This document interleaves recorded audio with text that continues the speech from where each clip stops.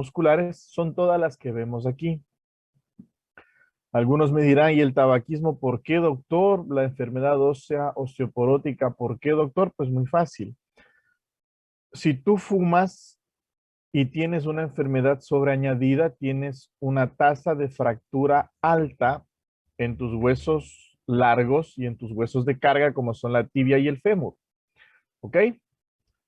De ahí del resto, la sobrecarga o exceso de carga produce lesiones, sobre todo a nivel de la columna vertebral.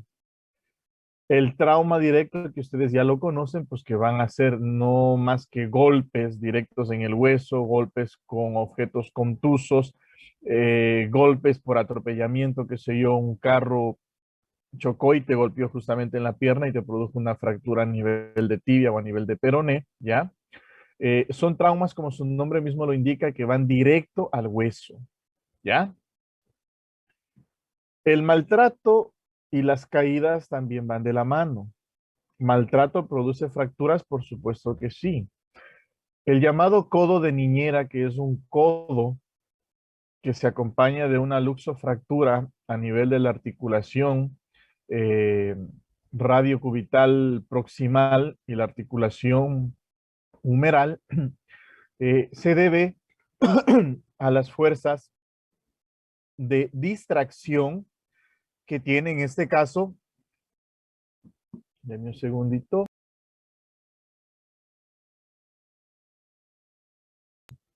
que tiene pues en este caso una articulación, ¿no? Se le llama codo de niñera porque aquí los codos que más se afectan van a ser los de los niños, ¿ya? Y como les repito, pues es un mecanismo de distracción que ya lo vamos a ver ahorita para que más entiendan, en donde que los ligamentos y las articulaciones sufren, inclusive pudiendo realizarse avulsiones o fracturas incompletas o desinserciones osteotendinosas, ¿ya? Y encabezando la lista de la fractura, pues obvio, están los accidentes de tránsito o automovilísticos en donde que se puede dar muchas combinaciones de mecanismos de fractura. Ahora, estos mecanismos o causas de fractura no son solas, ¿sí? No es que tú te fracturas por tabaquismo o por enfermedad osteoporótica o trauma directo. Tú puedes fracturarte porque tuviste una caída, pero el detonante fue que tú fumabas o que tenías una enfermedad ósea como la osteoporosis o la osteopenia. Tú puedes haber sufrido un maltrato de niño, ¿ya? Porque tu mamá o tu, no sé, tu padrastro o tu madrastra te hacían cargar maletas y tenías una lesión por sobrecarga a nivel de tu columna, una fractura de columna, ¿ya? O tú puedes haber tenido una caída que te produjo una sobrecarga en un hueso X. O puedes haber tenido un trauma directo que te produjo una caída y se te produjo una sobrecarga. Y porque fumabas o tenías una enfermedad, produjiste una fractura. Entonces, quiero decir que todas estas causas pueden ir solas como que pueden ir acompañadas. El fin es el mismo, una fractura que es una pérdida de solución ósea, ¿no? Ahora, para que se produzcan las fracturas, nosotros tenemos varios mecanismos de lesión osteoarticular. Estos son los principales mecanismos que te pueden producir una fractura. Y entre ellos está la tracción que les dije al principio, ¿sí? Que es tracción y contratracción que se llama, o tracción y distracción, que no es más que alar un objeto de un lado y de otro lado, en donde que en el punto más débil termina fracturándose. Es esto lo que se da en el llamado codo de niñera. ¿Ok? La compresión sobre compresión o compresión axial, que lo llaman en algunos libros, es el otro mecanismo de lesión en donde que las fuerzas son iguales, pero se oponen una sobre otra, en donde que el hueso pues no termina solo fracturando, sino que termina explotando una parte del hueso, ¿sí? porque no es lo mismo hacer una distracción donde que se despega el punto más débil a una compresión donde que se destroza varios puntos de un hueso. La flexión sobre flexión o flexión extensión es el mecanismo en donde que un cuerpo o un objeto recibe una carga sobre dicho objeto hueco y largo.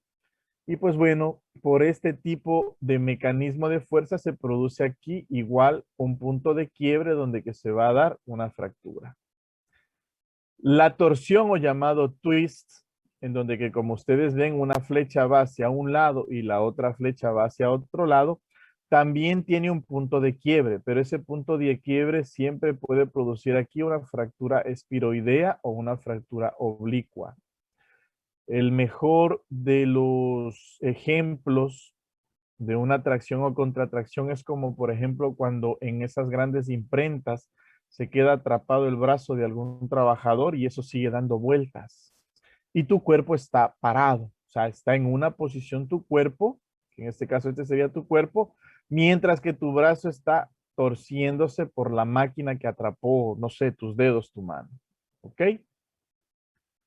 La cizalladura o corte cut es ahora un mecanismo de lesión que tiene más o menos un ejemplo de oponente lateral, en donde aquí una flecha va de un lado y la otra va de otro lado, igual tiene un punto de quiebre aquí donde que fractura el hueso.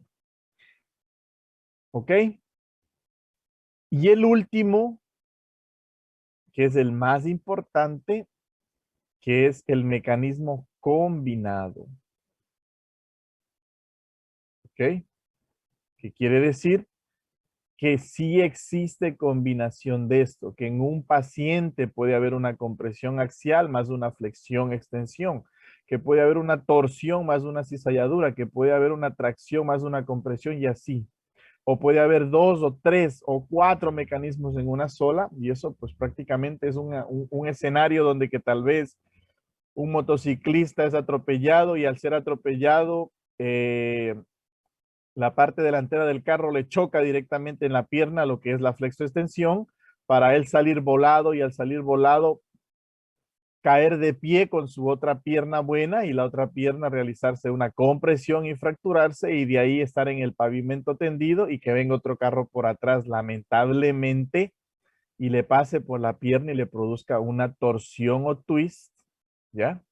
Entonces son escenarios que uno más o menos va inventándose, pero que no son mentiras. Pacientes llegan así de esas características y ya les voy a enseñar cuando veamos fractura expuesta. ¿Ok?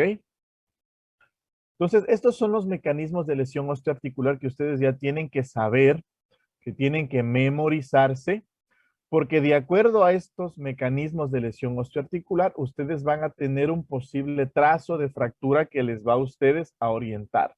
Una de dos. Si yo no tengo radiografía en mi centro de salud o en mi hospital, pero ya el paciente me está diciendo que sufrió un golpe contuso en la pierna con una barra de metal, digámoslo así, porque le pegaron, y ya veo una deformidad en la pierna de él, pues obvio, es evidente la fractura, pero ¿qué tipo de fractura pudo tener? Si es que es por un mecanismo de flexoextensión, pues puede tener una fractura transversal. Si te dice él que estando en el bus se bajó al vuelo y que se quedó atrapado lamentablemente el brazo en el tubo ese para agarrarse y que el bus arrancó, entonces es un mecanismo de tracción o de distracción. O si te dice que él es albañil y que se cayó de 5 metros de altura y cayó de pie, entonces tú ya puedes estar pensando en que ahí hubo una compresión o compresión axial y que puede haber una fractura por compresión. ¿Estamos? Entonces, para eso sirven los mecanismos de lesión osteoarticular. Y podemos ver ejemplos, ¿sí? Fractura por flexión, donde que las fuerzas responsables de la fractura pueden actuar de diversas maneras sobre una pieza ósea, ¿ya?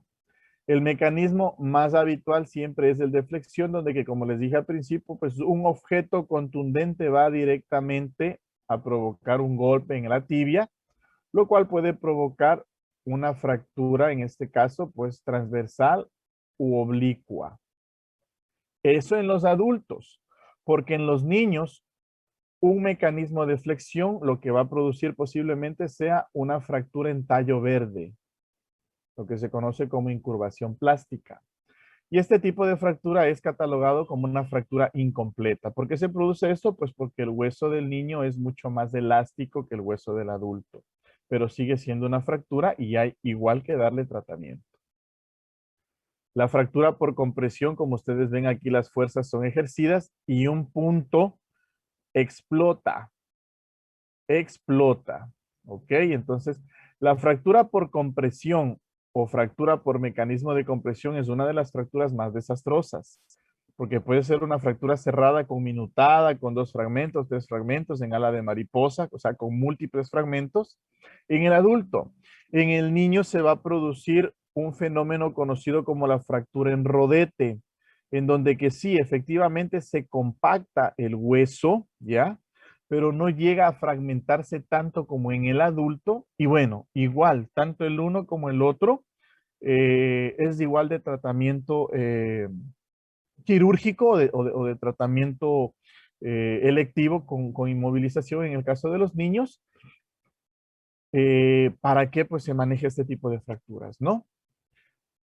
La fractura por tracción, en donde que uno tiraba de un lado y el otro tiraba de otro lado, siempre va a terminar dañando estructuras no solo óseas, sino osteomusculares y ligamentarias, como es el caso de esta lesión, donde que la fuerza ejercida por una masa muscular es tan intensa que arranca la cortical, donde que se asienta la inserción de un tendón, en este caso el tendón rotuliano, que se asienta en la tuberosidad tibial anterior. ¿Ya? Las fracturas por cizallamiento, ya hablamos, son mecanismos oponentes, de que podríamos hablar de un mecanismo, no sé, donde que las grandes prensas en las grandes compañías de estas de acero y de todas esas cuestiones, pues producen a veces una fuerza oponente para doblar algún metal y a veces sucede también que alguien pues mete el brazo ahí y se produce ese tipo de cizallamiento en donde que siempre el trazo de fractura por cizallamiento es oblicuo, peligroso por las puntas óseas que realiza, ¿no? Porque puede ser un oblicuo corto o puede ser un oblicuo largo, así, ¿ok?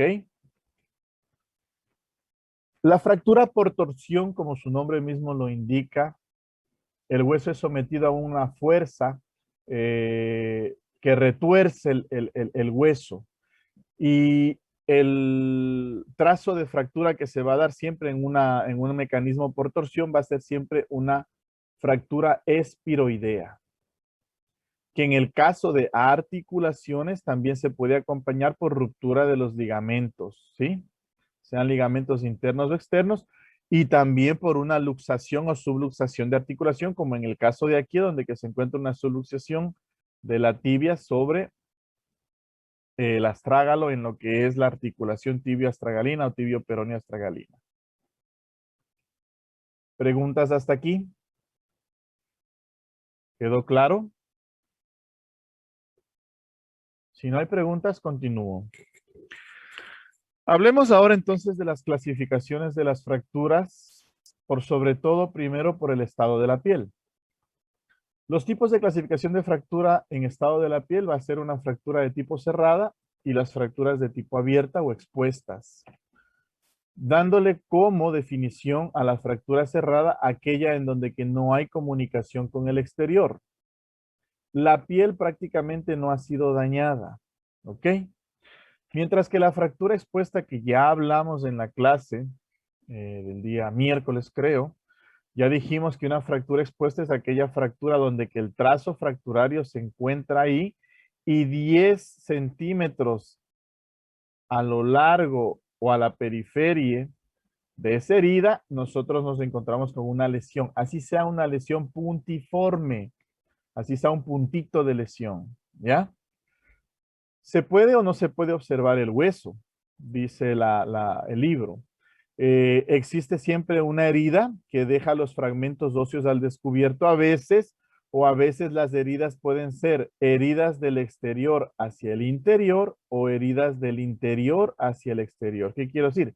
Si tiene una puntita aquí de herida, posiblemente por ahí salió uno de los fragmentos del radio o del cúbito. Más adelante vemos una imagen por donde salió un fémur, por un muslo. Entonces, puede ser esto una fractura expuesta. O simplemente la lesión es de afuera hacia adentro. Ejemplo, este paciente es patinador y bueno, pues se cayó lamentablemente, se fracturó su muñeca, pero en el momento de caerse, pues estuvo, no sé, por ahí un clavo que estaba erguido o una punta metálica y pues él, bueno, lamentablemente la punta se incrustó a nivel del antebrazo y pasó pues a topar el hueso o simplemente no topó. Pero con el hecho de que exista una lesión puntiforme, esto es catalogado como una fractura expuesta. Para que no exista tanta confusión entre fractura expuesta de que la herida es grande, la herida es corta, la herida es puntiforme, 10 centímetros por arriba, 10 centímetros por abajo, ¿cómo sé que lo que estoy viendo es una fractura expuesta? Gustilo y Anderson dividieron a las fracturas expuestas en fracturas expuestas tipo 1, tipo 2 y tipo 3.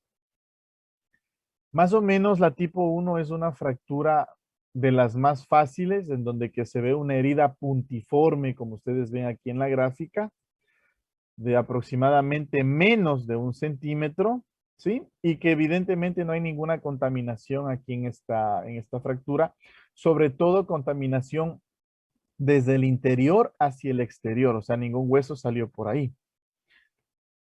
Las Gustilo y Anderson tipo 2 ya son fracturas en donde que la herida es una herida mayor a 1 centímetro.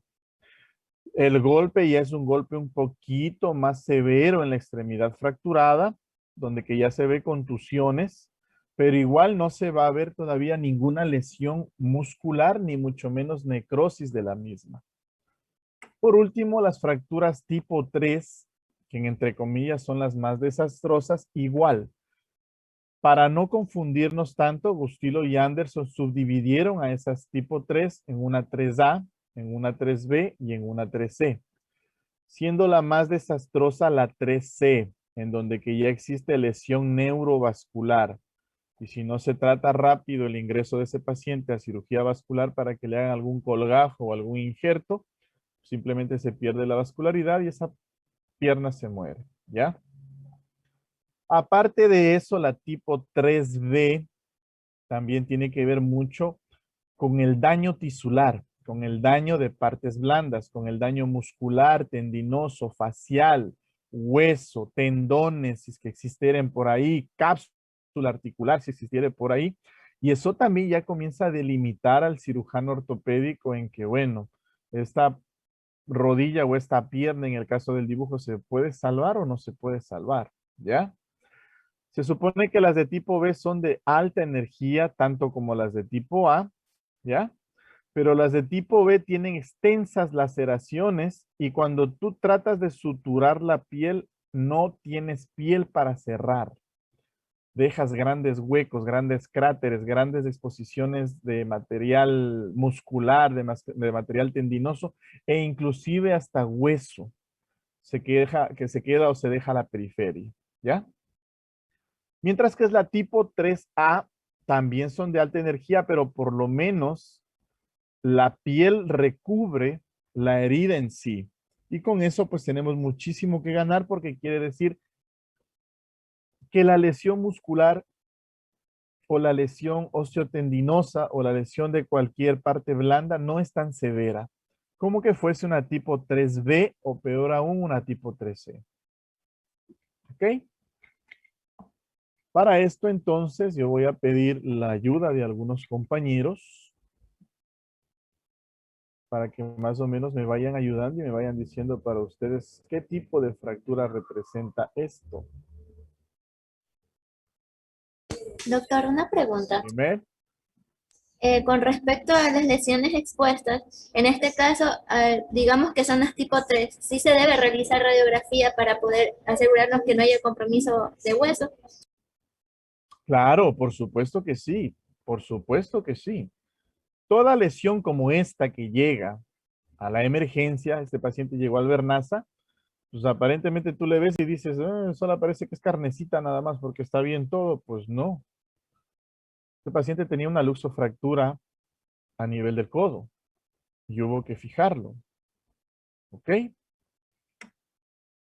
Este paciente llegó así, es el mismo paciente de la primera foto, y él vino con una herida por desguatamiento, que no es más que una herida en donde que la piel sufre un desprendimiento del tejido celular subcutáneo, y él prácticamente tuvo un mecanismo de lesión por torsión, ¿ya? La llanta le pasó por encima del brazo a este paciente.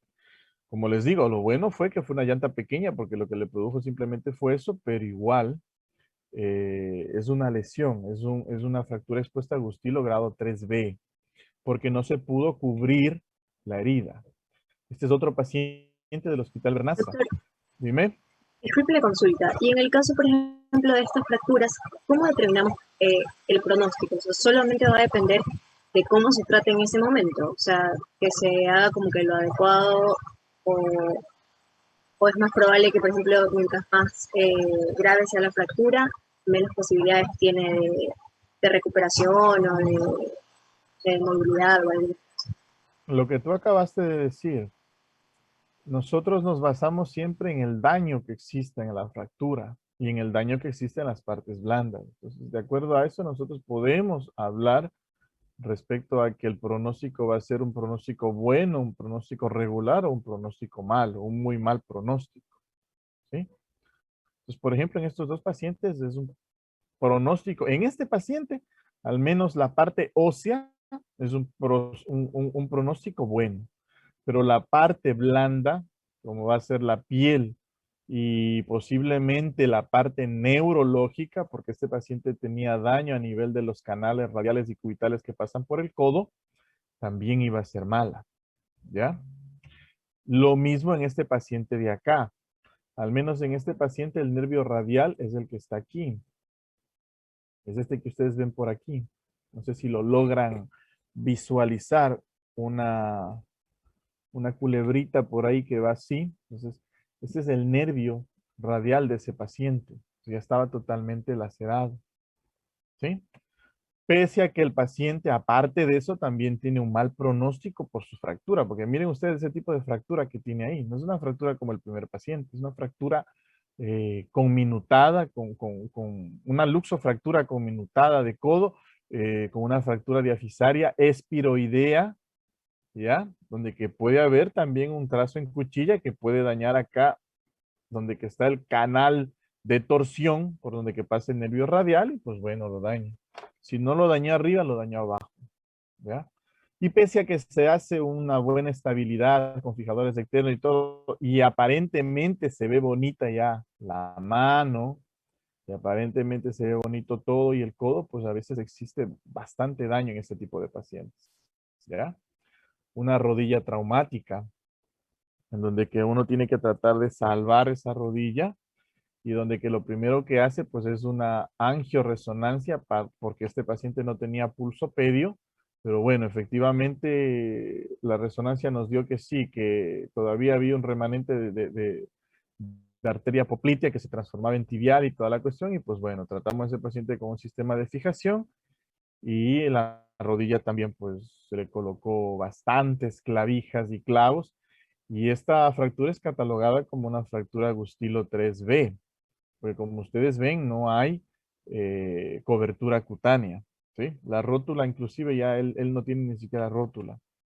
No sé dónde dejaría la rótula. Esto de aquí es catalogada como una fractura Gustilo 3B igual, y aquí está la fractura que les dije. Miren, un fémur que salió a pasear ahí en ese momento, está sacando a relucir su integridad ósea por el muslo de este paciente. Y así lo llevaron al paciente al Bernasa y así llegó el paciente al Bernasa. ¿Ok? Y así un sinnúmero de fracturas que tienen que ser estabilizadas. Esta de aquí, por más feo pronóstico que tuvo este pintor, por más feo que se le veía la pierna, pues cuando se le operó se le dejó bonito y era una fractura Gustilo 2B, porque cerró bien la piel, ¿ya? Este pie, como ustedes ven, ¿ya? Y este de acá, que también es catalogada como un 2B, porque bueno, hay una aproximación de la piel conjuntamente con este de acá, ¿no?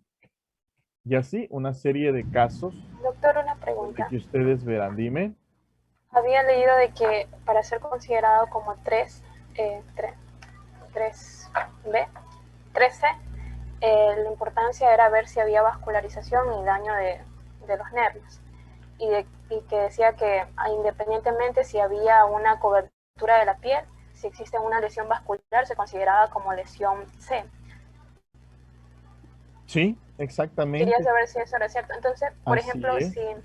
si igual hay como que colgajos para que cubra la herida, pero yo veo que hay una extensa lesión a nivel de los vasos sanguíneos, Y de igual los nervios yo la se considero considera como 3C. 3C. 3C. Así es, exactamente. Se considera Y, como 3C. y para valorar eso, yo lo tengo que hacer durante la inspección o tengo que mandar una angioresonancia o a través de la... De preferencia la exploración física es muy valedera. Tú tienes que ir a buscar pulsos pedios, tienes que ir a buscar pulso tibial, tienes que ir a buscar pulso popliteo. Y de no encontrar nada de eso, pues obvio, o sea, en pocas palabras, ustedes como médicos generales que les llegase un caso de estos, lo primero que ustedes van a catalogar o a valorar en una extremidad con una fractura expuesta, si ustedes saben que hay una posible lesión neurovascular, porque como dice Ileana, digamos que esa fractura tiene una lesión bien cortita por ahí, pero que lamentablemente la cuchilla ósea laceró arteria, venas y nervios y hay un sangrado profuso. Entonces, esa es la primera señal. Hipotensión en el paciente, bradicardia en el paciente, porque el paciente está entrando en un shock hipovolémico. ¿Qué es lo que tienen que hacer ahí? Pues rápidamente, ustedes, estamos hablando ustedes como médicos, rápidamente llamar al tratante o enviar a hacer la angiografía para ver si efectivamente existe por ahí algún daño vascular a nivel donde que la fractura pudo haber dañado. Otra de las cosas es, lamentablemente, abrir apósitos. O sea, te llegó un paciente empaquetado, pues tú tendrás que abrir apósitos para ver en directo si las arterias, nervios y venas están laceradas. Es más, si es que están laceradas, tienes que colocar ya pinzamientos ahí para que controles la hemostasia, porque con cada latido y con cada presión del latido cardíaco va a salir sangre por ahí y va a seguir perdiendo sangre el paciente. ¿Ya? Entonces, esto es rápido. Paciente que le llega con esas características, valorarlo. Si piensan ustedes que no tiene una lesión tipo 3C, pero ya comienzan a darse cuenta que al pasar de las horas la pierna o la mano de ese paciente se pone pálida, se pone blanca. El paciente mismo te dice, doctor, no siento hormigueo ni dolor en la mano. Entonces sospecha de una lesión neurovascular, ¿ya?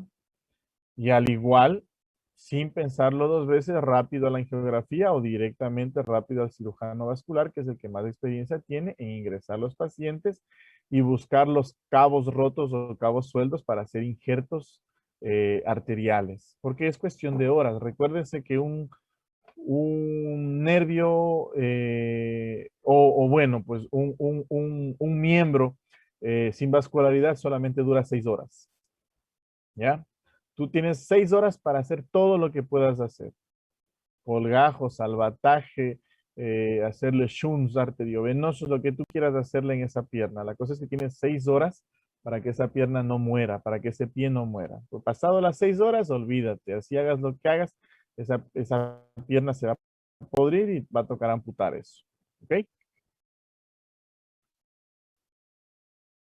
Justo eso le Bueno, quería preguntar, doctor, de que para realizar ya la amputación se tiene que llegar a cierto tiempo donde ya no se pueda salvar el miembro o también dependiendo de la lesión. no. Para Simplemente. llegar a una amputación, tú Doc- tienes que buscar la escala de mes. Doctor, Dime. sí, eso le iba a decir. Si la escala de mes, ¿usted cómo la considera para el pronóstico? Porque decía que ese según la energía, según el daño y la edad también del paciente. Así es, exactamente. Ya me adelantaron la clase, ya déjenles adelante, esperen un rato. Ya les voy a poner la diapositiva, ¿ok?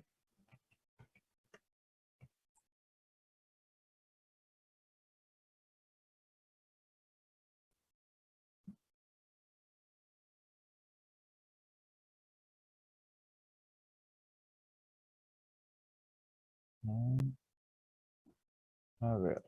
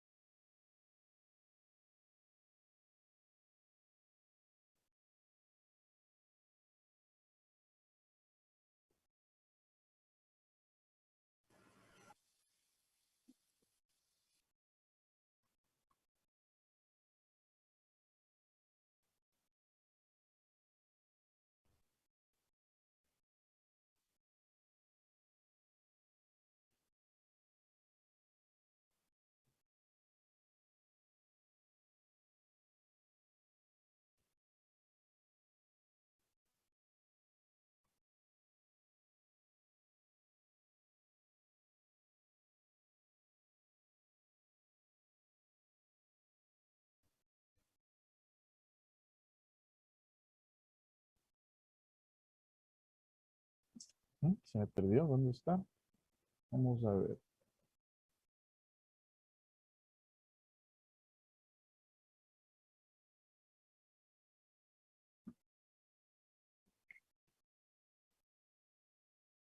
Doctor, hay una compañera en sala de espera que le botó el sistema, por si Listo, acaso.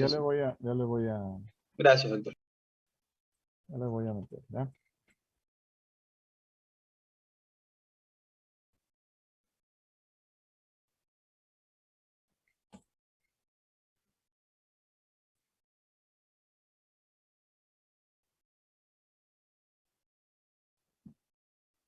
Listo, a ver. Vamos a ver a tu compañera. Pues no veo a nadie en sala de espera. Aquí no veo a nadie en sala de espera.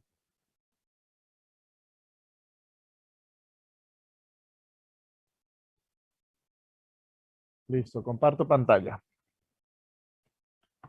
Aquí está la tabla del Mangle Extremity Severity Score, que quiere decir daño severo o un score de daño severo en una extremidad, ¿ya?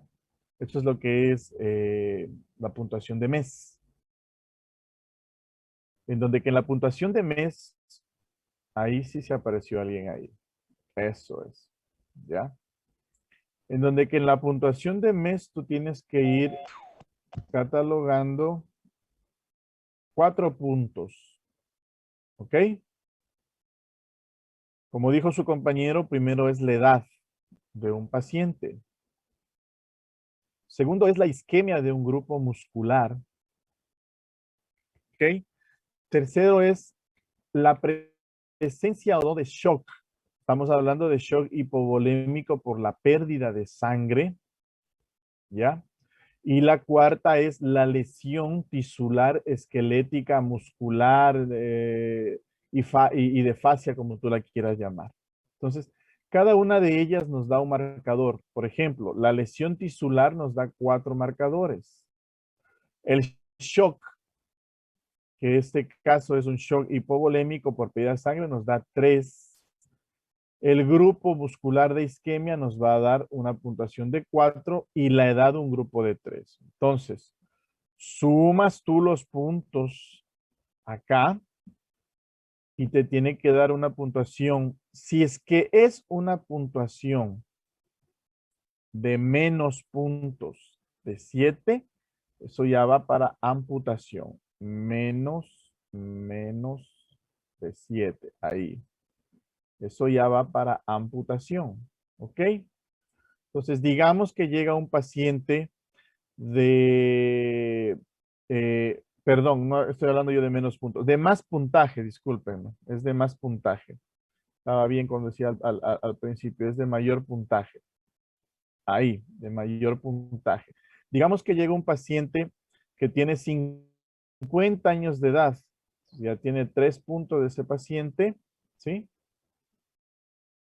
Que te va a corresponder al número 2, como ven ustedes aquí, porque la escala va 1, 2, 3, 4, 0, 1, 2, 0, 1, 2, 3, 0, 1, 2. Entonces, paciente que te venga con más de 50 años, escala 3, ya tiene 2 puntitos.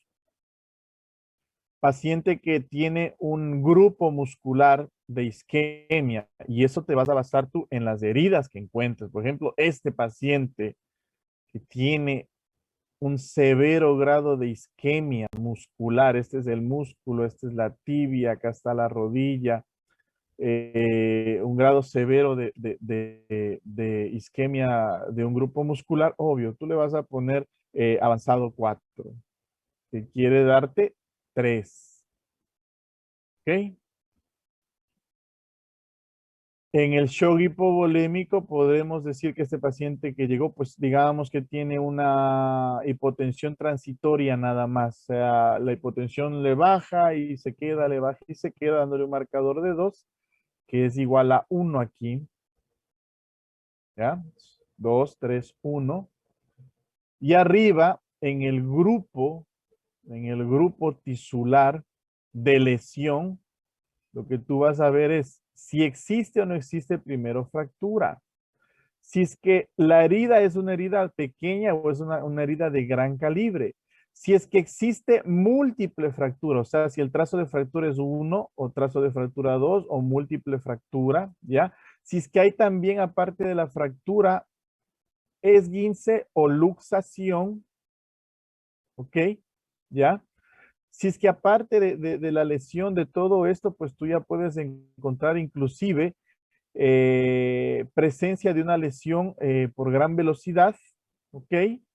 Y acompañado pues de un gran accidente, entonces vas dándole la severidad a la lesión esquelética, igual 1, 2, 3 y 4, lo cual cataloga acá y digamos que este paciente tiene un 3 aquí, ¿ya?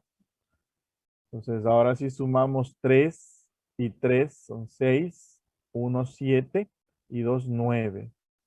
Este paciente ya va porque va a amputación. Con un puntaje de 7 podríamos estar pensando en salvarle la pierna, con un puntaje de 7. Pero un puntaje mayor a 7 ya es sinónimo de amputación. Este paciente tuvo 9 porque le pusimos mayor de 50 años. Digamos que es de 30 años, pues bueno, bajó a 8 entonces. Y digamos que es menor de 30 años, bueno, aquí bajó a 7. Aquí puede haber esperanza. Igual por acá, ¿no? Entonces, esa es la tabla de la Mangle Extremity Severity Score, que significa tabla MES para poder medir amputación en una extremidad. Y como les dije al principio, esta extremidad ya no es viable. Esta extremidad sí es viable, ni siquiera necesita score de MES. Y todas las radiografías que les puse de antes, las lesiones que les puse de antes, todas estas lesiones han sido catalogadas como MES más o menos entre 4, 5, 6 aproximadamente.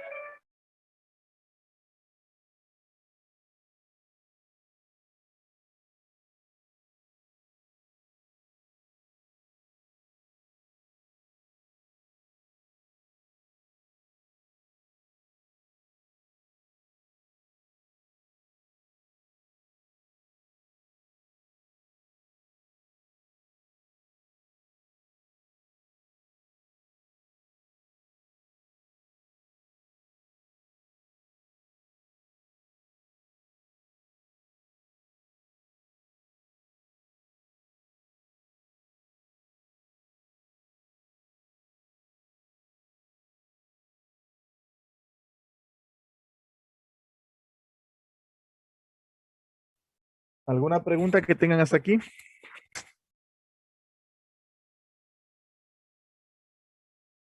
Bueno, si no hay ninguna pregunta, continúo.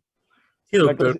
Dime. Doctor, disculpe, ¿cuánto dura una extremidad sin la circulación? ¿Cuánto tiempo sería lo máximo que 6 horas. ya? 6 horas dura una extremidad o cualquier tejido vivo para que no muera, menos el tejido cerebral, menos el tejido nervioso. El tejido nervioso cerebral en 10 minutos que no tiene oxígeno se muere. ¿Ok? Gra- Gracias. ¿Listo? Bueno, esto de aquí está por demás. La clasificación de los trazos de fractura, ustedes ya lo saben. Transverso, oblicuo, en ala de mariposa, multifragmentarias. Fracturas de acuerdo a la localización en epífisis, en diáfisis y en epífisis, ¿no? Epífisis proximal, epífisis distal, diáfisis. Y en los niños que todavía tienen cartílago de crecimiento, fracturas en la metáfisis, ¿ok? Esa es la clasificación. Ahora, de acuerdo al mecanismo de producción, creo que les dije al principio, hay mecanismos directos y mecanismos indirectos. Pues bueno, el mecanismo directo es en donde que la fractura se produce en el punto sobre el cual ha actuado el agente traumático a la carga. Si vio el vecino por la vecina en el brazo y le produjo una fractura a nivel de radio y cúbito, porque aquí fue el palazo y aquí mismo le quebró. Mecanismo de lesión del palazo es un mecanismo de flexo-extensión. Mucho ojo, ¿ok? Y existe también los traumatismos indirectos, en donde que la fractura se produce a distancia del lugar donde que ha actuado el agente traumático. Este paciente sale a caminar en bicicleta, recibe una caída y cae con la palma abierta. Pero al caer con la palma abierta, la onda de choque viaja y fractura el codo o fractura el hombro o fractura la diáfisis del húmero. Y acá no tuvo nada que ver ningún agente ni nada. Por compresión axial se produce este tipo de fracturas. Es un traumatismo indirecto. Es el mejor de los ejemplos que se les puede dar, ¿no es cierto? Recuerden siempre que para las fracturas ustedes tienen que hacer una buena historia clínica. Ya pasamos la historia clínica del paciente politraumatizado, ahora entremos en la historia clínica del fracturado, ¿ya? Todo paciente que te venga con un mecanismo acompañante, ¿sí me entiendes? Eso quiere decir que si yo llego al subcentro o a tu hospital y te explico y te digo, doctor, me caí de 1 metro de altura y desde ahí no puedo mover el pie, perfecto. Eso es una posible fractura. Entonces, te está viniendo con la información. Si no te viene con la información, pregúntale tú. ¿Cómo fue? ¿Cuándo fue? ¿Dónde fue? La hora que pasó, la altura que se cayó, si se cayó. Y esto de acá abajo es lo más importante que tienes que preguntarle al paciente. ¿Usted hizo algún tratamiento inicial? ¿Visitó algún huesero, sobador o algún amigo, comadre, que el veterinario que opera perros y gatos de fracturados le vio a usted? Pues todo eso tienen que ver, porque eso lamentablemente produce complicaciones en una fractura, y si la fractura falla, el tratamiento tuyo falla, es muy fácil de que tú seas presa de demandas, ¿ya? Entonces, no me ha pasado por si acaso, pero siempre hay que ser cuidadoso con esto. Al menos yo, paciente que ya viene topado por un huesero, por un sobador y veo que es una fractura compleja, no. Le digo que yo no lo puedo operar hasta no darle antibiótico terapia y mantener en el reposo unos 15 a 20 días con antibiótico, con hielo, y le voy cantando ya que puede haber complicaciones como artrosis, como deformidades o como que eso se puede consolidar de una mala manera. Porque las personas empíricas como el huesero y el sobador no tienen experiencia vasta ni tampoco tienen una máquina de rayos X para ver qué es lo que están haciendo. Ellos simplemente soban, simplemente friegan. ¿Ok?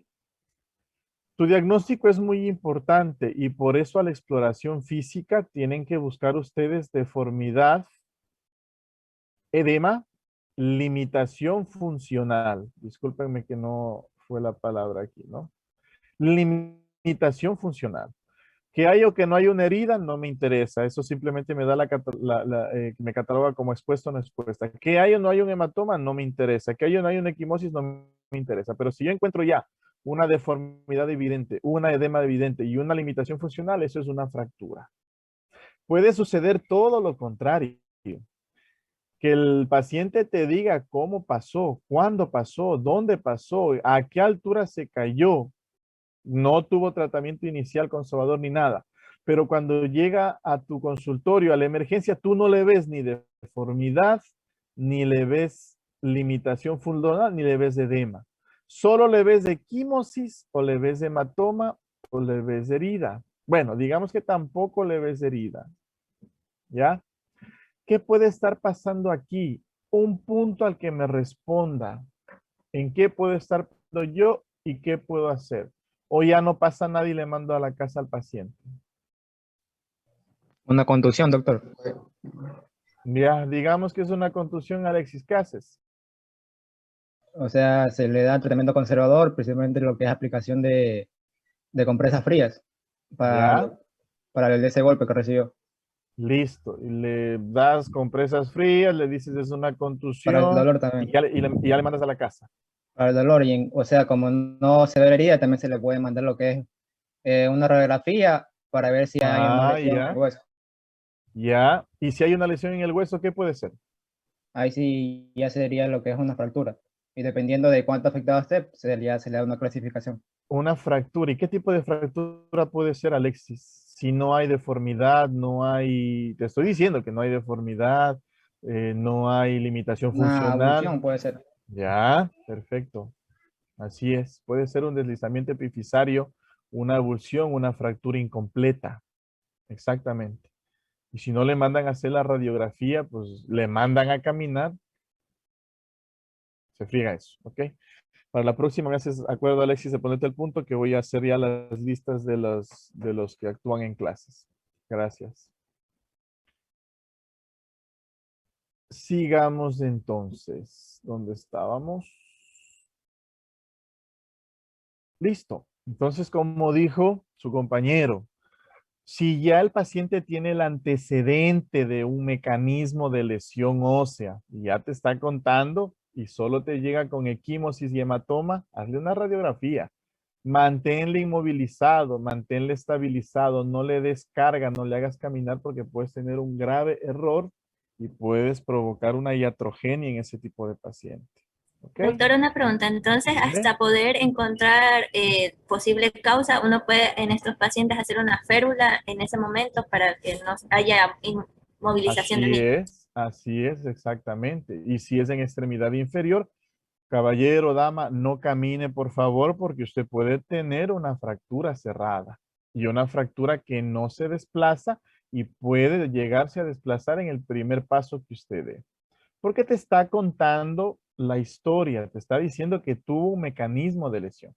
Si me viniese a mi consulta alguien que me diga, ah, doctor, estaba bajando de las gradas nada más y no sé, por golpearle a mi compañero con la mano, bajó la cabeza y le golpeé con el antebrazo y vengo a que me revise y le reviso y le veo que no tiene ni siquiera limitación funcional, leve equimosis, leve hematoma. Ese paciente sí, ni siquiera le va a estar en radiografía, pues porque no va a tener nada. Porque por muy cabeza dura que sea el amigo, pues le pegaría por la oreja, le pegaría por el mentón, por la cara, pero eso no te va a producir una contusión o un mecanismo de flexoextensión directo para que te produzca una fractura. Salvo que el paciente también te diga, doctor, le comento que le pegué con el antebrazo a la cara de un amigo y bueno, pues mire, me está doliendo muchísimo y tú en todo lo que le digas, cómo, cuándo, dónde, a qué hora, altura, tratamiento, huesero, sobador, también le diga, disculpe, ¿y usted tiene algún antecedente? Y él te diga, sí, yo tengo osteogénesis imperfecta o tengo eh, un síndrome de colon irritable que no me deja asimilar calcio, o soy intolerante al calcio, doctor, o directamente tengo distrofia muscular de Duchenne, o yo fumo, porque también hay que decirle, usted fuma, disculpe, usted toma, usted se droga, sí, doctor, yo fumo, yo tomo, yo me drogo, no hago deporte, soy, ¿cómo es la palabra? Para las personas que soy sedentario. Bueno, por ahí puede que sí exista una lesión por avulsión que puede llegar a haber producido la lesión, así le hayas golpeado en la oreja a tu amigo, ¿ya? Porque tenemos antecedentes patológicos de enfermedad de este paciente. ¿Me comprenden?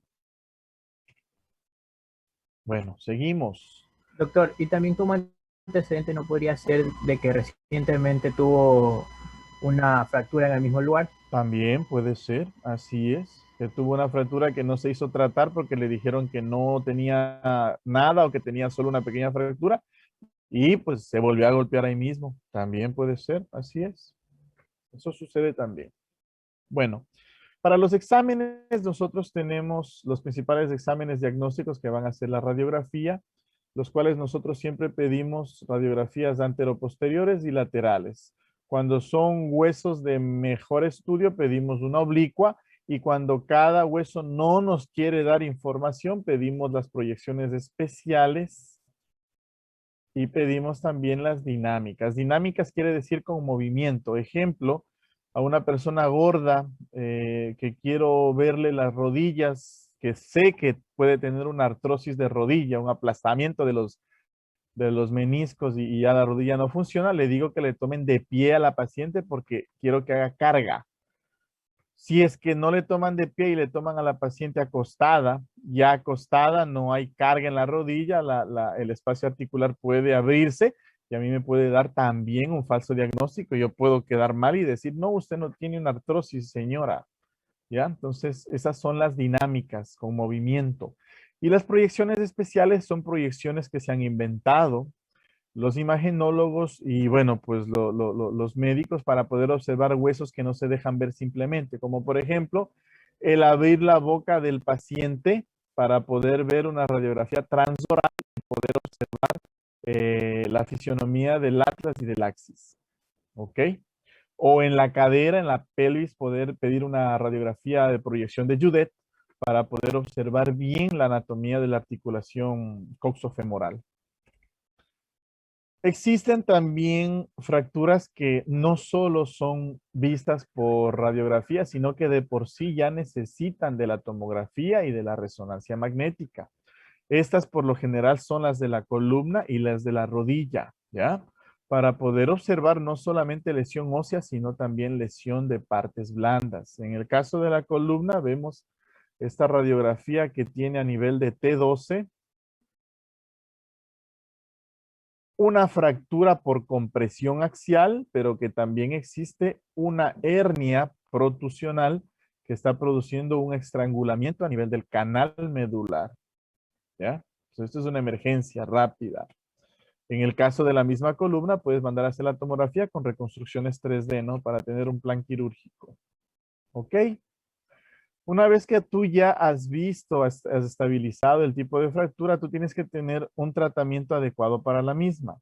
Y el tratamiento definitivo, no estamos hablando del tratamiento inicial nomás, sino el tratamiento definitivo, en este caso se basa en conseguir la máxima recuperación funcional posible del segmento afectado. Esto lo hace salvando el hueso. Dice un vocablo de la AO, que es la Asociación de Ortopédicos a nivel mundial, que ama al hueso como a ti mismo, ¿sí? Así como sale en Dios diciendo ama a tu prójimo como a ti mismo, pues aquí es ama al hueso como a ti mismo. Porque en el momento que tú pierdes hueso no lo vuelves a recuperar, ¿ya? Entonces, lo primero es recuperar la función posible del segmento afectado, establecer las condiciones que faciliten los procesos biológicos de consolidación. Aquí entran ustedes.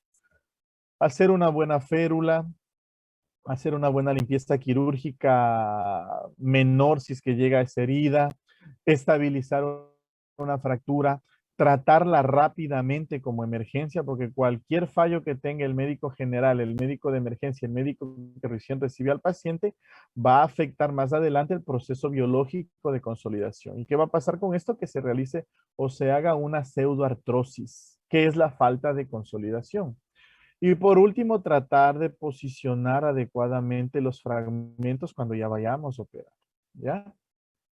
Cuando alguien llega fracturado, sea fractura total, parcial, sea fractura completa, incompleta, luxofractura, en ala de mariposa, fractura expuesta, fractura cerrada, lo primero que tienes que tratar de hacer tú, si tienes el conocimiento, es una reducción. Porque mientras esté una extremidad acodada, está haciendo una angulación, sus vasos sanguíneos y sus nervios también están acodados y están estrangulándose. Entonces, si esta es la parte proximal de esta extremidad, digamos que acá está el pie, si esta es la parte proximal de esta extremidad, ¿ya? La parte distal está sufriendo porque no está llegando sangre. ¿Ok? Entonces, lo primero que hay que hacer es una reducción. Lo segundo es una contención, que contención quiere decir un reajuste, o sea, tratar de estabilizar e inmovilizar la zona lesionada con el efecto de que se dé la regeneración rápida y fácil. Y por último, viene la fase de rehabilitación cuando al paciente ya se le ha operado, ya se le ha puesto el yeso, ya se le ha dado tratamiento definitivo en su fractura, ¿ya? Y eso ya se basa pues en rehabilitación física, rehabilitadores, fisiatras, etcétera, etcétera, ¿no es cierto? Doctor, ¿Sí ¿puede ve? repetir la parte de contención? Porque justo se me cortó esa parte, no la entendí. Contención quiere decir estabilización de la fractura. Se lo hace mediante la osteosíntesis que ustedes ya conocen, las osteodesis que ya conocen, las prótesis, las placas, los clavos, los tornillos, los yesos, las férulas, la ortesis, todo eso. Ya vamos a ver lo que es ortesis, ¿ok? Entonces, la reducción siempre tiene que ser también de dos tipos, una reducción cerrada o una reducción abierta. Depende de la persona, el conocimiento y la capacidad que tenga esta persona para manejar las fracturas, ¿ya? Hay reducción manual, hay reducción por tracción mecánica, hay reducción sin abrir el foco de fractura. ¿Y cuál es la ventaja? Que son menos agresivas. Qué bonito, no me hizo ninguna cirugía el doctor ni tampoco me dejó ninguna cicatriz. ¿Qué es lo malo? Que en manos mal administradas, una reducción cerrada puede dejarte una, eh, un fallo a nivel de la reducción. O sea, no te puede haber reducido nada, ¿ya? O sea, ¿qué dice aquí? Desventaja, no conseguir una reducción estable o una reconstrucción anatómica perfecta. O sea, te queda de ley chueca la muñeca, te queda de ley inestable la pierna, la tibia, los huesos del pie, donde tú hayas tenido esa fractura que no le diste una reducción adecuada. La reducción abierta de por sí es ya la cirugía. Abrir el foco, poder observar bien cómo se está haciendo, poder reducir bien ese foco de fractura y bueno, pues tratar de darle la mejor de las posiciones a esa cuestión. ¿Ok?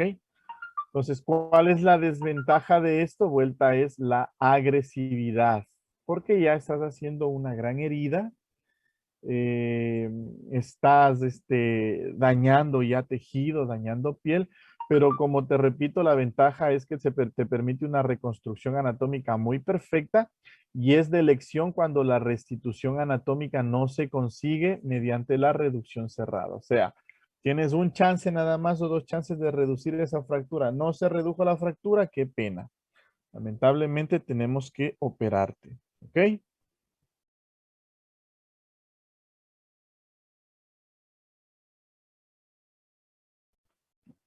Listo.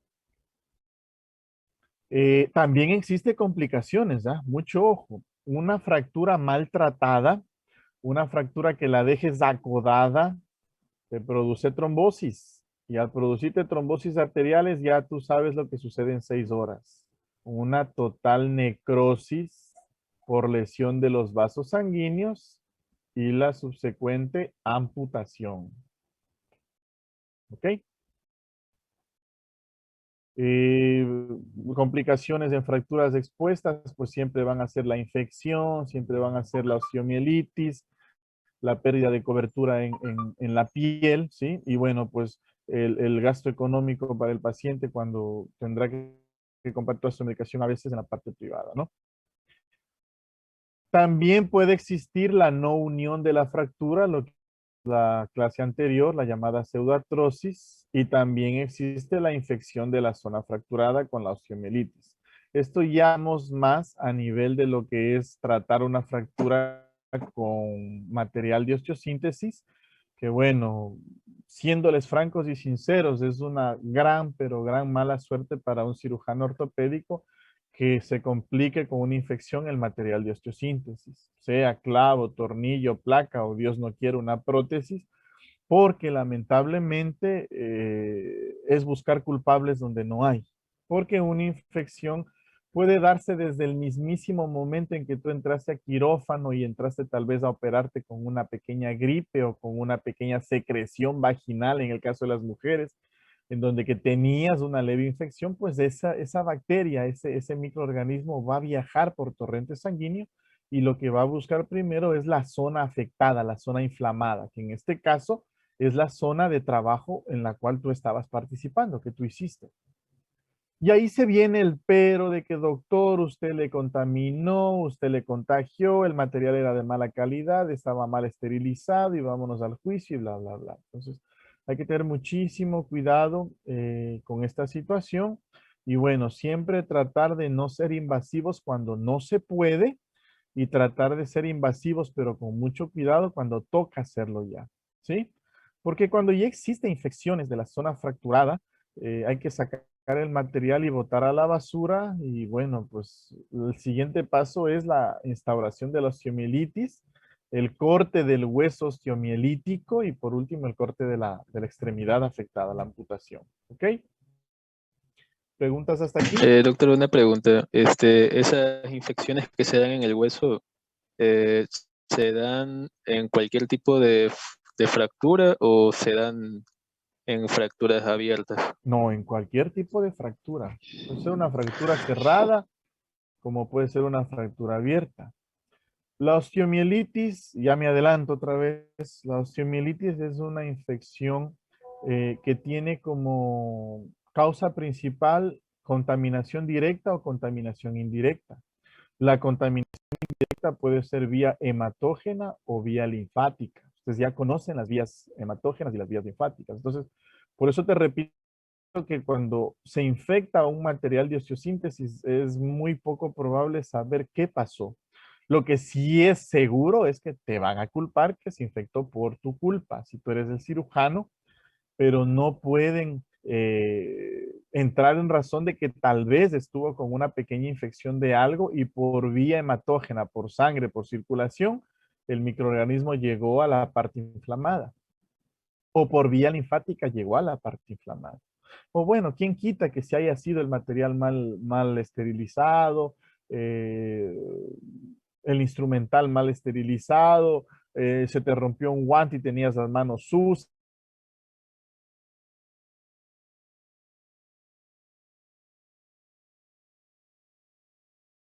De dañar una extremidad que tú la quieres salvar, ¿no? Porque bueno, se infecta, pero a veces no es tu culpa, a veces sale de las manos. ¿Ok?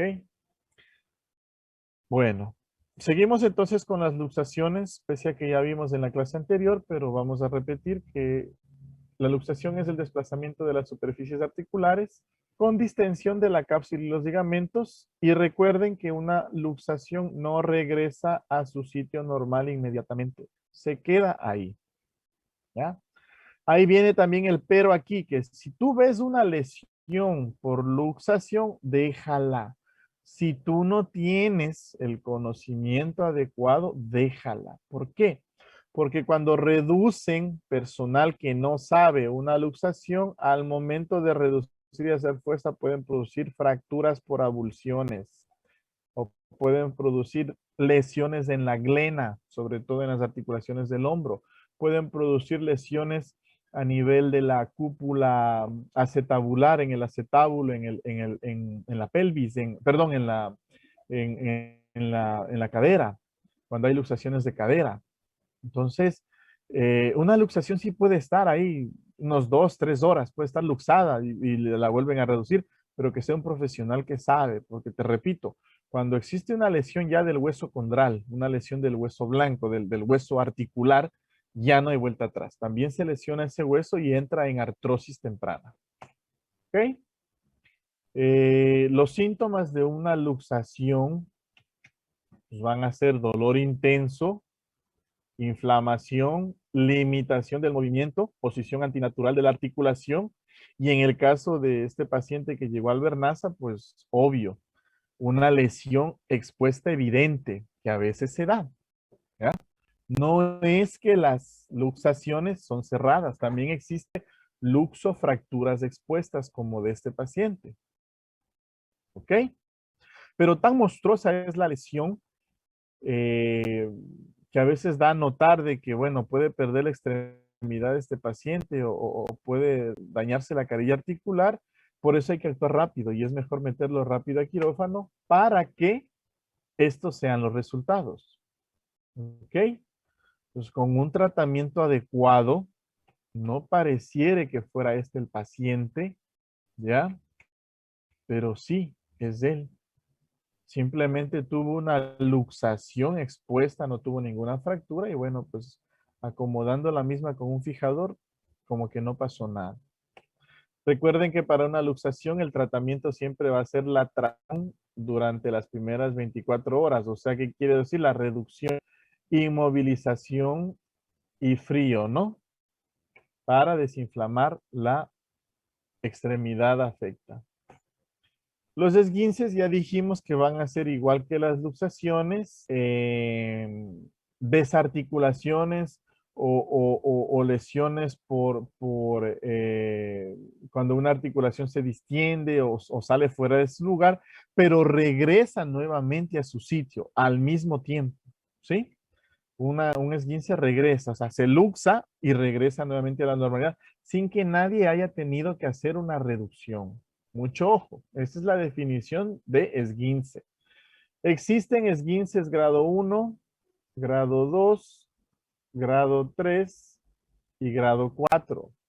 El esguince grado 1 dice que es un esguince cuando la articulación se luxa, regresa a su lugar y lo único que se obtiene es una pequeña elongación o estiramiento de los ligamentos o de un solo ligamento. La tipo 2 ya te habla de una lesión por luxación más la presencia ya de una ruptura fibrilar de uno o de varios ligamentos. La tipo 3 ya es una luxación con una avulsión en la inserción del ligamento o una ruptura total del ligamento. Y la tipo 4 ya es una luxofractura o un esguince que ya pasa a ser una luxofractura. O sea, ya hay aquí fractura. Por eso que el grado 3 y el grado 4 siempre son quirúrgicos. El grado 1 y el grado 2 van a ser solamente conservadores con un yeso corto. ¿Ok? Igual los signos y síntomas del esguince son casi igual a de la luxación, solo que sin la evidente deformidad, ¿ya? Y recuerden siempre que el tratamiento para estas luxaciones pues van a ser primero la inmovilización, ¿verdad? ¿Ok? Y nunca olvidarse las reglas para inmovilizar un paciente, en donde que tienen que inmovilizar primero la región en forma de que se encuentra, o sea, si está acostado, tienes que inmovilizarle acostado. Si está sentado, le inmovilizas sentado. Nunca le dices, acuéstese, señor, por favor. Ahí déjale sentado. Si lo ves parado, inmovilízale parado. ¿Ok? Y después vuelve a acostarlo. Llevar la zona afecta hasta una posición neutra. Colocar la férula en contrasentido de la lesión para comodidad del paciente. Se puede utilizar cojinetes y si es una fractura expuesta, dejamos la zona libre de la herida expuesta, o sea, esa no inmovilizamos ni tampoco cubrimos ni tapamos con las cintas ni con los vendajes, porque hay que ver eso. Y por último, pues se fija las articulaciones a la férula. Al hablarles de si es una fractura expuesta, dejar la zona libre, es decir, que por ejemplo, digamos que esta pierna llega o llega el camillero a esta pierna y esta pierna tiene una fractura expuesta aquí. Cuando suben a la camilla, en la camilla y en la tabla de resucitación, les ponen correas aquí a los pacientes. Lo que está diciendo es que no se ponga correas acá, que esto se deje libre y claro, pues puesto apósitos y puesto un vendaje ahí para que no se contamine más, pero no se pone ninguna correa ni aquí ni acá. Eso es lo que te está hablando esta información, ¿ok? ¿Preguntas hasta aquí? Lo de las correas, doctor, podría repetir, disculpe, no le comprendí bien.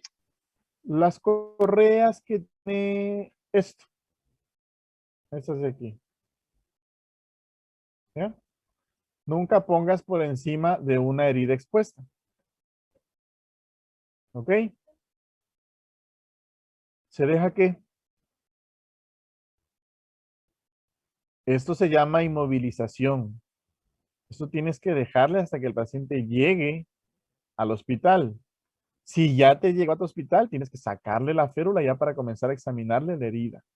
Si no tienes el tratante adecuado, no tienes el traumatólogo a la mano, le sacas, le dejas respirar, le ves de qué se trata porque no conoces tú al paciente. Le ves de qué se trata y le vuelves a colocar la férula. La férula puede permanecer con el paciente 1 día, 2 días, 3 días, 4 días, siempre y cuando sea una férula funcionante y cumpla su función de estabilizar, o la palabrita que decía acá, ¿dónde está? De dar contención a una fractura, ¿sí? Hasta que venga el tratante y el tratante ya pues haga su protocolo de tratamiento. ¿Ok? ¿Preguntas? Doctor, en el grado 1 de esguince hay edema, ¿verdad? Sí, en el grado 1 sí hay edema, hay un leve edema. Ajá. Hay un leve edema, hay un leve dolor. Así es. Bueno, hablar de vendajes y de inmovilizaciones es hablar de una historia que nace en Egipto, en Grecia y en el Imperio Romano. En Egipto, donde que por primera vez se utilizaban los vendajes opresivos y se utilizaban inclusive férulas elaboradas con bambú o con caña, con madera, con cortezas de árboles, y eran justamente para mantener en una posición erguida, como ustedes pueden ver a los cadáveres, ¿ya? Aparte de eso, pues se les hacía almohadillas con lienzo. Ya podemos estar hablando de las ortesis o de la comodidad de una lesión, en este caso en el muerto, porque como ustedes saben, los egipcios creen en la vida después de la muerte, que por eso te entierran hasta con tus sirvientes y toda la cuestión. Entonces, aquí en Egipto nace pues esto de las férulas, de los vendajes y de la inmovilización, ¿no? Porque prácticamente una momia es eso. Es una persona, un personaje inmovilizado, ¿ya? En la antigua Grecia ya los libros de Hipócrates, el libro conocido como Corpus Hippocratus, tiene ya ciertos capítulos que hablan acerca del conocimiento exhaustivo de las fracturas y de los principales principios de tracción y contratracción. Aparte de que Hipócrates desarrolló también algunas férulas para la tibia, y otros fijadores externos hechos pues con acero de ahí de la época, ¿no? En el Imperio Romano se estaban ya produciendo las primeras ortesis, las primeras prótesis, como vemos en el dibujo, prótesis de pies en forma de pies y de pierna, justamente en forma de pies y pierna, que inclusive tenía una rótula, o sea, un segmento de rótula para que pueda moverse esa, ¿ya? Tanto en Arabia Saudita como en Europa ya comenzaron a utilizar yesos o a utilizar arena o cal o lodo o a utilizar vendajes impregnados con arena de ríos, barro armenio, que te servía pues para hacer estructuras duras, ¿ya? Sobre todo tras la invasión de Alejandría, sobre todo por los musulmanes en las prácticas árabes que fueron considerados como una extensión de las griegas. Se utilizó el uso de París en el siglo X, en esta época, ¿no? Se dice que la inmovilización es el procedimiento médico por el cual consiste limitar el rango de movilidad de una extremidad, que puede ser una limitación total o una limitación parcial. Mucho ojo con eso. ¿Por qué? Porque existe inmovilización total e inmovilización parcial. Parcial como la de este amigo que posiblemente tiene una lesión a nivel del hombro, una fractura a nivel del hombro, y lo que desea pues simplemente es que el hombro esté en reposo, ¿ya?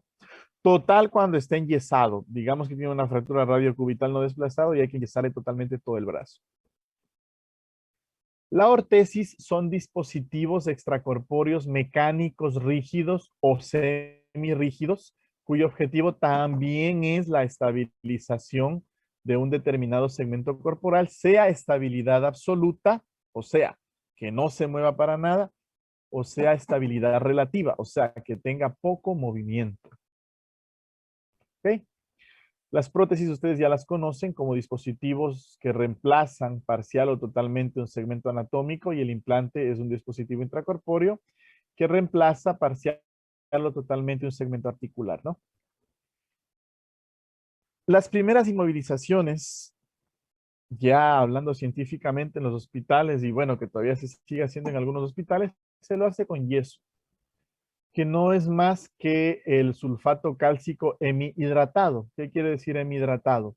El sulfato de calcio, sulfato cálcico, se calienta aproximadamente a 160 grados centígrados y este elimina calor, emana humedad, emana agua prácticamente y se vuelve polvo. Entonces, este sulfato cálcico hemihidratado se conoce como yeso. Este sulfato cálcico lo que hace es impregnarse en estas telas que, así como ustedes lo ven aquí, son telas en forma de redes, de rejas, cuando no tienen el yeso, y que cuando tienen el yeso son así. Se impregnan de yeso hasta que son mojadas, y al mojarse, el sulfato cálcico hemihidratado se transforma en sulfato cálcico dihidratado para que fragúe el yeso y se ponga rígido, se ponga duro. Eso es más o menos el mecanismo de un yeso, porque se pone duro y qué es el yeso, ¿no? Hay yesos de 2 pulgadas, 3, 4, 6, 8 pulgadas, ¿ya? Y hay factores que pueden dañar el yeso o hay factores que pueden reforzar el yeso, ¿ya?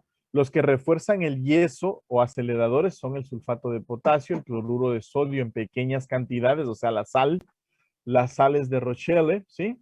Y algo de tierra alba, a lo que se conoce como yeso fraguado molido, que es otro tipo de yeso.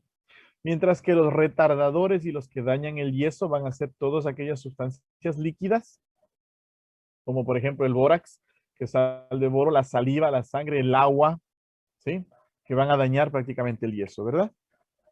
También existen los vendajes acrílicos, los que yo utilizo en niños y en ancianos, porque son más rígidos, menos pesados y sirven principalmente para que sean radiopacos a los rayos X. O sea, si tú Víctor, te fracturas, dime. disculpe la interrupción. Lo que pasa es que hay algunos compañeros que tienen clases a las 3 de la tarde, Ya. entonces están preguntando si se pueden salir los que tienen clases, pues no a las 3 de la Listo, tarde. entonces. Dejamos la clase hasta aquí nada más porque ya falta 2 que 3 cositas nada más. Dejamos la clase hasta aquí y esto ya lo terminamos el siguiente día miércoles, ¿ok? Ok. Está bien, doctor. Muchas Listo, gracias. entonces. Perfecto. Me pasé de la hora. Les pido disculpas por eso. Entonces, No, no, pueden abandonar, por favor, ya la clase. Listo, doctor. Hasta luego, doctor. Gracias.